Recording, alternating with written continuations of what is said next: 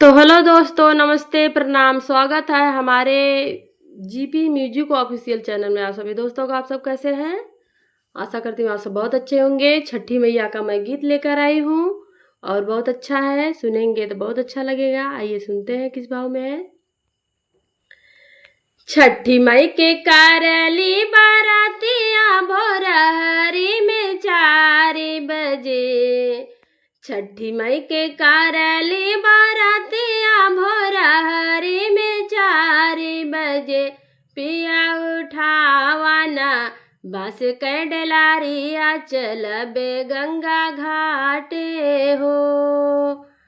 छठी मई के करली बारातिया भोरहरी में 4 बजे।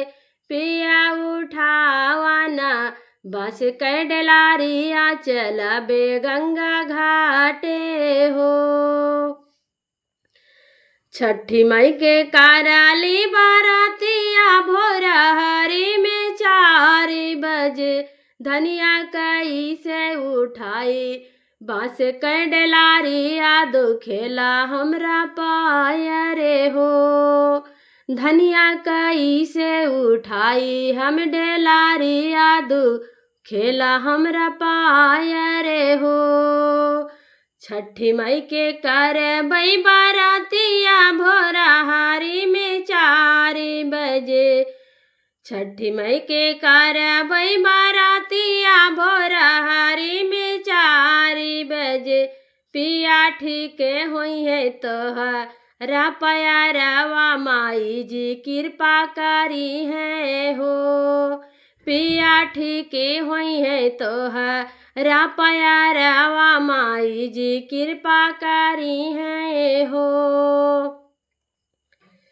करहु ना धनिया माई के बारातिया भोरहरी में 4 बजे। करहु ना धनिया माई के बारातिया भोरहरी में 4 बजे।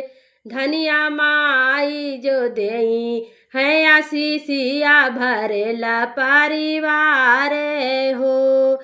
धनिया माई जो देई है आशीषिया भरेला परिवार हो।